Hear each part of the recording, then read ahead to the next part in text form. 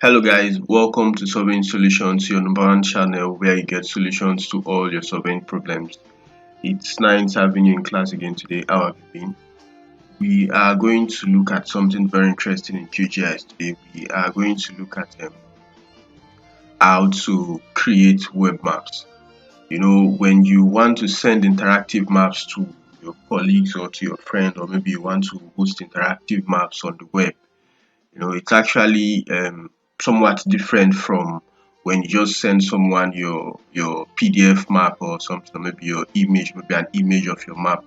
So with the web map, you can actually, the receiver can receive your map and interact with your map um, better than the PDF or the image. So we are going to show you the process, or maybe the step on how you can achieve that. If you're a new viewer, you can encourage us by subscribing to the channel, and if you are a returning viewer, thanks for always checking up on us. So we are going to use this map we have on our screen, and we are also going to use a few plugins that we are going to get from QGIS, or we are going to use a plugin rather we are going to get from QGIS. So you can see this map. It's actually the map of one of the states in Nigeria, and then you can see some of the features there. We have banks, and we have supermarkets, and then we also have hotels. Now these features were extracted from one of the videos we created the other time, and it was actually downloading shape files from GeoFabrics, right? Good.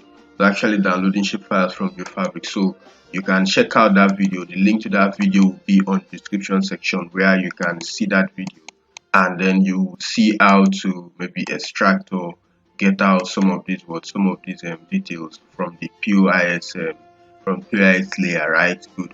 So we have these three features. We have the banks, the supermarkets, and then the hotels that are within River State.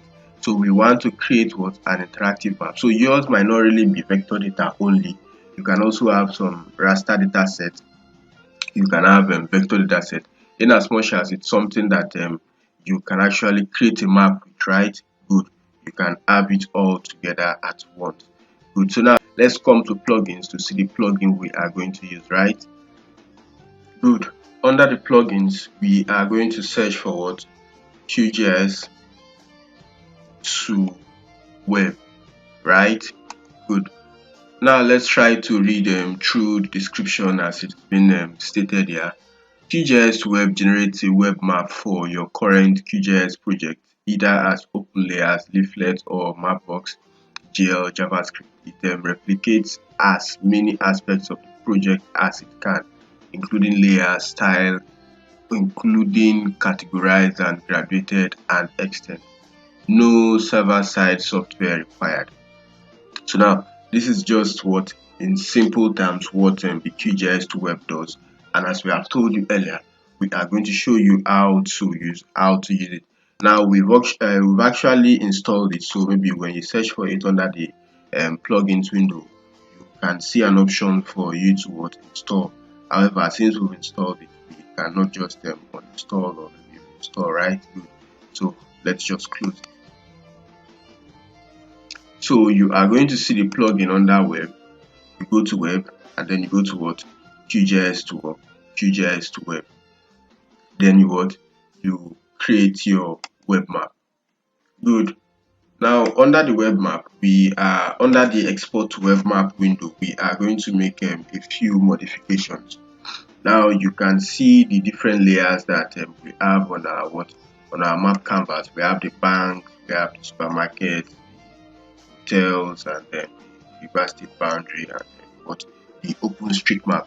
So we are just going to look at what some of these things mean and how we are going to apply them in our process, right? Good. Now what they mean is that, let's come to the top. When you say visible, it means you want to show it on what? You want to show it on the interactive part of your map, which means maybe you want it to be displayed on what? You want it to be displayed on the web map that you want to export very soon. So we actually want the banks to be visible. So if you don't want it to be visible, you can just uncheck it. Same thing as the supermarket, Same thing as what the hotels, right? Good. Then same thing as what the river state boundary. However, we want all of them to be visible, so we just leave them like we need to check them, right? Good. Now the other part of it is what the OSM ID. Now what this simply means is that the pop-ups, now this pop-up means when you hover your mouse on some of the features there, these are some of the attributes that will be displayed, indicating, okay, or let's say identifying the features. Good. So when you hover your mouse on the map, like on some of the features, these are some of the attributes here that can help you describe those features. Now we have the OSM ID, which is actually not something we need. So we can decide to go back to our bank layer to change this, to delete some of these things and maybe modify them under the attribute table. So for the supermarket it's okay, for the Rivers Hotel it's okay, and sorry, for the Rivers Hotel we still need to make modifications, and for the Rivers we also still need to make some modifications if possible. So we are going to close this window first and then we'll come back to it again, right? Good. So we are on banks. Let's right click and then let's see what our attribute table. So we can see that as it was taken from, or as it was extracted from the shape files from what the GeoFabrics website, that's how it is. However, we don't need some of these other columns. We don't need them. We don't need some of these fields. We only need the name of the bank, and we also want the name of the bank to be well described. So we don't just want it as name. We can actually have it as what, name of bank or something. So we are going to delete these three fields and we are going to modify this, right? So how do we do that? Right click, properties. Good. You come under fields, right? Then you start what, a toggle editing. Remember we said we don't need this OSM ID. We don't also need this code, and we don't also need the F class, feature class. Let's just leave it at what? Let's just leave that name. So we are going to start the toggle editing. Then we now select some of those some of those fields we want to delete. Then we do what? We click on delete field, right? Good. When we click on delete field, now this name we said we wanted to modify it, so we just double click on it and we can just call it what? Name of what? Bank. So you can do that for your own data set if it is not well modified. If it's not well modified, right? Good. So we have what? Name of bank instead of name, right? And those other fields that we don't need.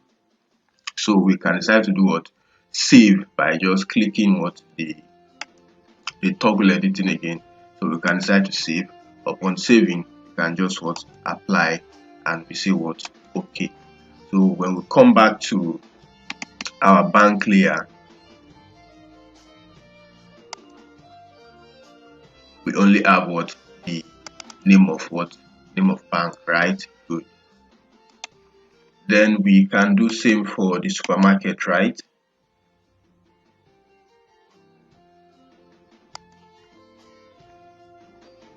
Okay, supermarket is okay. We have the supermarket and then the name of the supermarket, which is actually still okay. Then the hotel, let's see, hotels. Good. We are going to delete these three other fields, right? Good.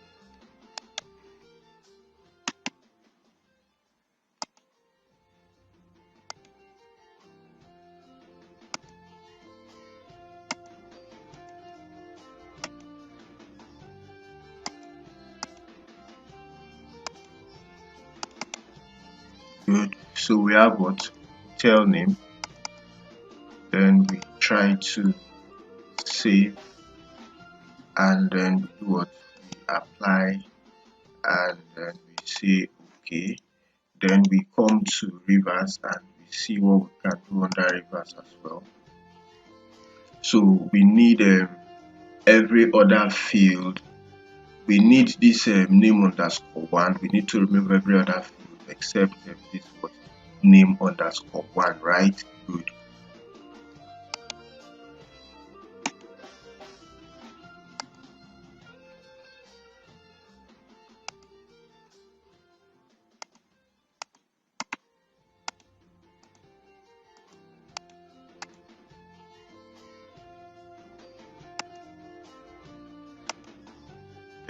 let's modify it. Let's call it state of interest.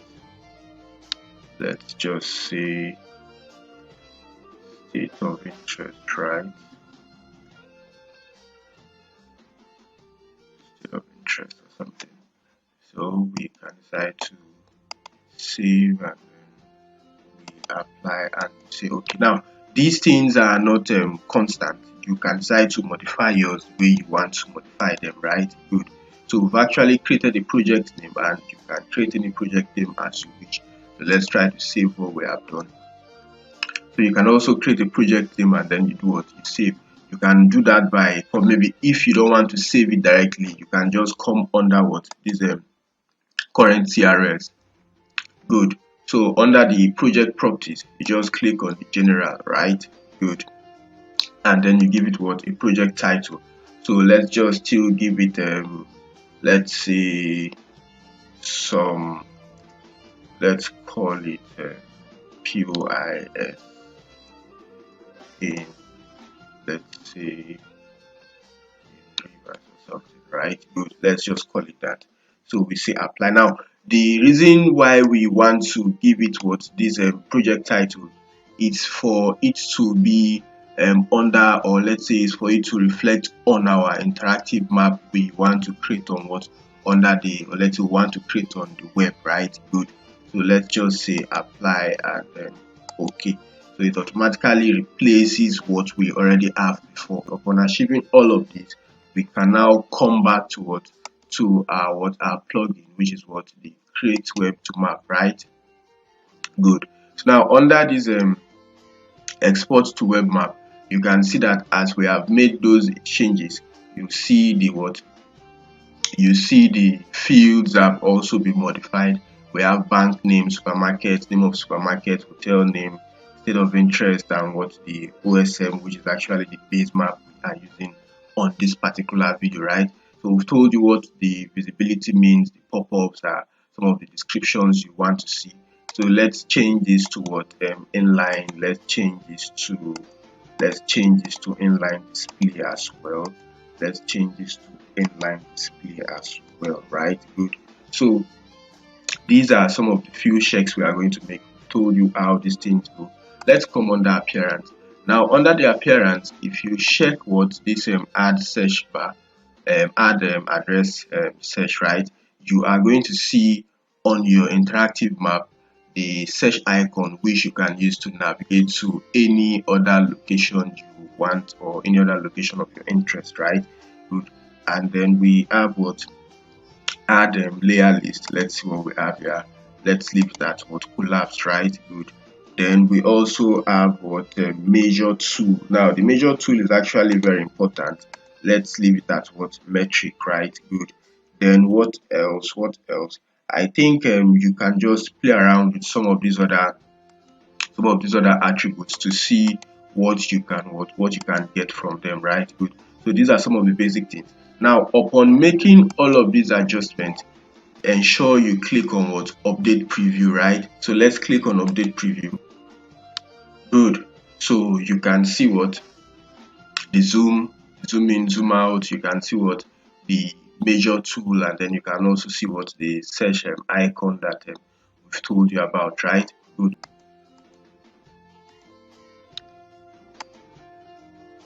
So you can actually see some of the options with which you can display what, your web map. We have the open layer, we have the leaflet, and then we have the Mapbox GL JavaScript.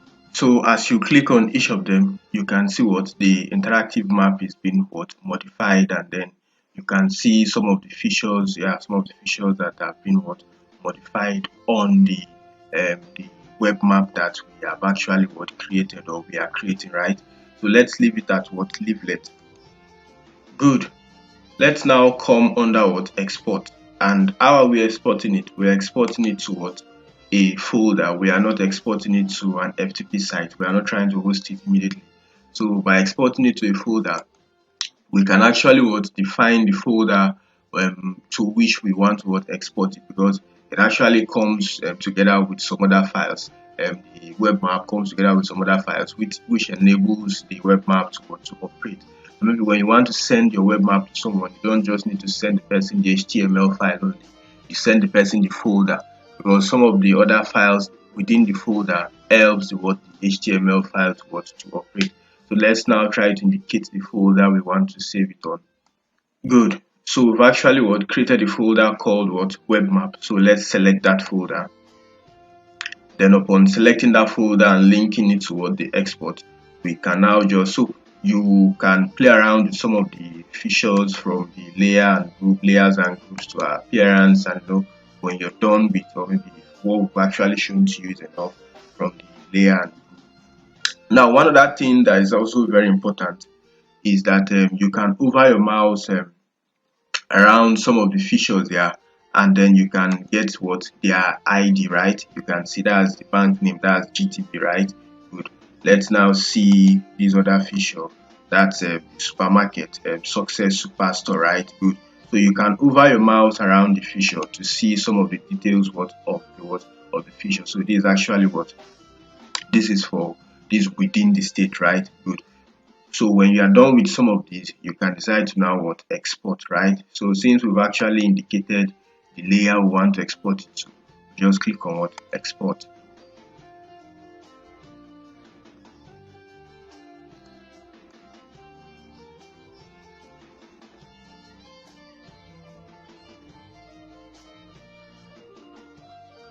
Good. Exported successfully, and it will automatically launch on your default browser, right? Good.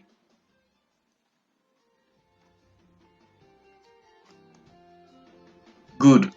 So as we told you, it was going to automatically launch, or maybe run on your default browser. So we can see the web map that has been posted, or maybe that was created or something.